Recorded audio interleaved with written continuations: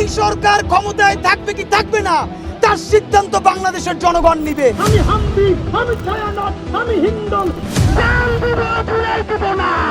বাংলাদেশের অস্তিত্ব থাকবে না যদি গোপালগঞ্জ বাইতে থাকে।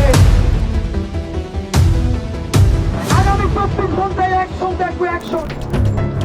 রাজধানীর পুরানা পল্টনে গুলিতে নিহত ইনকিলাব মঞ্চের আহ্বায়ক শরীফ ওসমান বিন হাদির হত্যা মামলার 2 আসামি ফয়সাল করিম মাসুদ ওরফে রাহুল এবং আলমগীর হোসেনকে ভারত থেকে ঢাকায় আনার প্রক্রিয়া শুরু হয়েছে।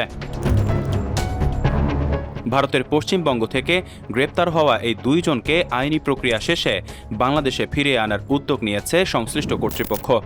বাংলাদেশের দায়িত্বশীল গোয়েন্দা সূত্র জানিয়েছে, সুনির্দিষ্ট তথ্যের ভিত্তিতে ভারতের পশ্চিমবঙ্গ পুলিশের স্পেশাল টাস্ক ফোর্স সীমান্তবর্তী উত্তর 24 পরগনা জেলার বনগাঁ এলাকায় অভিযান চালিয়ে তাদের গ্রেপ্তার করে।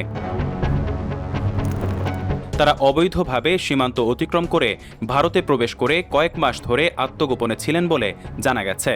তদন্ত সংশ্লিষ্ট সূত্র জানায়, গত 12 ডিসেম্বর জুমার নামাজ শেষে রাজধানীর পুরানা পল্টনের কালভার্ট রোড এলাকায় নির্বাচনী গণসংযোগ করেছিলেন শরীফ ওসমান বিন হাদি। এ সময় মোটরসাইকেলে এসে 2 ব্যক্তি তাকে লক্ষ্য করে গুলি চালায়। মাথায় গুলিবিদ্ধ হয়ে গুরুতর আহত হলে তাকে প্রথমে ঢাকায় চিকিৎসা দেওয়া হয় এবং পরে উন্নত চিকিৎসার জন্য সিঙ্গাপুরে নেওয়া হয়। সেখানে 18 ডিসেম্বর স্থানীয় সময় রাত 9:30টার দিকে চিকিৎসাধীন অবস্থায় তিনি মারা যান। তার মৃত্যুর পর দেশে ব্যাপক বিক্ষোভ দেখা দেয়। পুলিশের তদন্তে উঠে এসেছে, নতুন ধরনের রাজনৈতিক কর্মকাণ্ড শুরু করায় হাদিকে হত্যার পরিকল্পনা করা হয়। তদন্তকারীদের ধারণা, ঢাকা মহানগর উত্তর যুবলীগের সাংগঠনিক সম্পাদক ও মিরপুর এলাকার সাবেক ওয়ার্ড কাউন্সিলর তাইজুল ইসলাম চৌধুরী ওরফে বাপ্পির নির্দেশনায় এই হত্যাকাণ্ড সংঘটিত হয়। তার নির্দেশে ফয়সাল করিম মাসুদ গুলি চালান এবং তাকে সহযোগিতা করেন আলমগীর হোসেন। তদন্তে আরও জানা যায়, ফয়সাল করিম ছাত্রলীগের সাবেক নেতা এবং আলমগীর আদাবর থানা যুবলীগের কর্মী ছিলেন। হত্যাকাণ্ডের পর তারা ভারতে পালিয়ে যান বলে আইনশৃঙ্খলা রক্ষাকারী বাহিনীর ধারণা।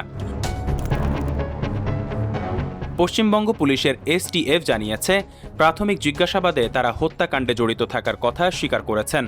রোববার স্থানীয় আদালতে হাজির করা হলে আদালত তাদের পুলিশ হেফাজতে পাঠানোর নির্দেশ দেন। তদন্ত শেষে আইনি প্রক্রিয়ার মাধ্যমে তাদের বাংলাদেশে ফিরিয়ে আনার কাজ চলছে বলে সংশ্লিষ্ট সূত্র জানিয়েছে।